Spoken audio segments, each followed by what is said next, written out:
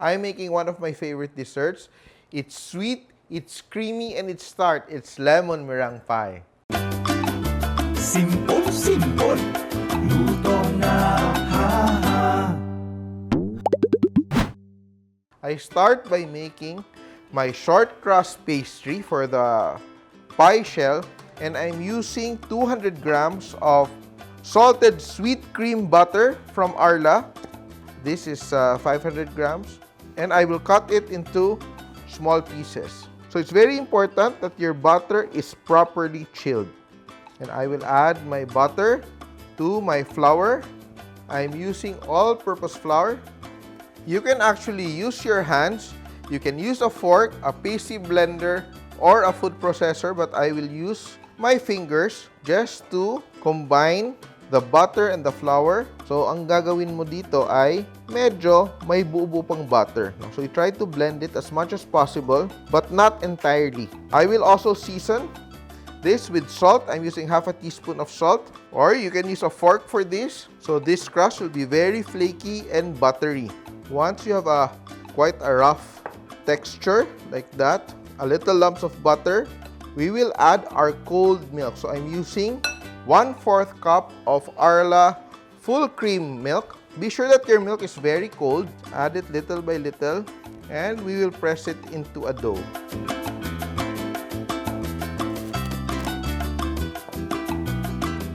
Form it into a disc, wrap it, and we will chill this for 30 minutes to an hour. Let's prepare our lemons. Wash your lemons thoroughly and you collect the zest. Be sure to only get the yellow part and not scrape off the white part because it's going to turn out bitter. We will need around half a cup of lemon juice, but you can always add more if you want your lemon meringue pie to be a little bit more tart. Strain off the seeds and the pulp, and we have our lemon juice. So I'm just brushing my pie pan with shortening, and I will be ready to roll out my short crust pastry. I have to add flour on my work surface, unwrap my chilled short crust pastry, and slowly roll it out. Gently roll it out, move it around to spread out evenly. We will just roll up our crust into our rolling pin so we can lay it over our pan very easily. We will trim off the edges, leave around an inch around, fold.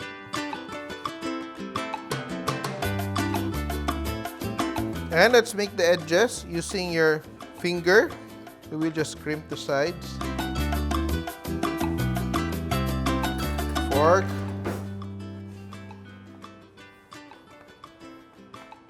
We will blind bake our crust. Weigh it down with rice or beans. And we make a very simple egg wash. An egg yolk, around 2 tablespoons of Arla milk, seasoned with a pinch of salt, and brush. So we have to weigh down our crust so that it does not puff up when we put it into the oven. So we are blind baking it so that we will just pour in our filling and our topping later on. So we're just adding a bit of egg wash to give it a nice glossy finish. For best results, you can chill your crust before baking for around 30 minutes. But because my pastry is still cold, I will put it directly into my oven preheated to 175 degrees and bake it for 15 minutes. And we'll make our custard, cornstarch, condensed milk,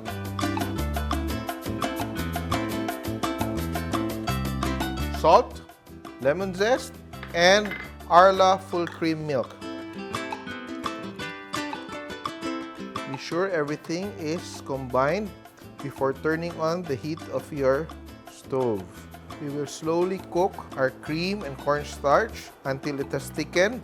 Be sure it doesn't curdle underneath. Scrape off the sides and the bottom. Soon as our cream thickens, we will add our lemon juice, stir, and add our egg yolks. So we have our lemon curd, and to give it a nice sheen, we will add 2 tablespoons of Arla butter. We have to make sure that our eggs are properly cooked, but we don't want to. We have to cook it at low heat and stirring constantly. So we have to see a little bubble so we know that our egg yolks are cooked. Gentle bubbling, and we turn off the heat, and our curd is cooked.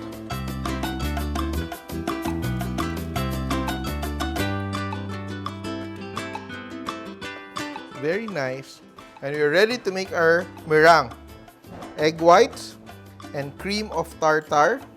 And we beat for a minute or two until we have a foamy consistency. So we whisk it at medium-high speed so we achieve even bubbles and also a more stable meringue. Once we reach a foamy consistency, we will slowly add our sugar. So I'm using caster sugar. So we will beat it until we achieve stiff peaks. Lastly, we will add our cornstarch. You have to turn down the speed and incorporate our cornstarch. And now we're ready to top our meringue pie. And what I like to do is I use the back of a spoon and just create a very rustic design on top. And I'm ready to bake my lemon meringue pie. Put it back in the oven and bake it for 10 to 12 minutes. Such a lovely and delicious treat you can bake at home. Try my recipe. This is part of the Baking Simpol cookbook, Lemon Meringue Pie. Simpol!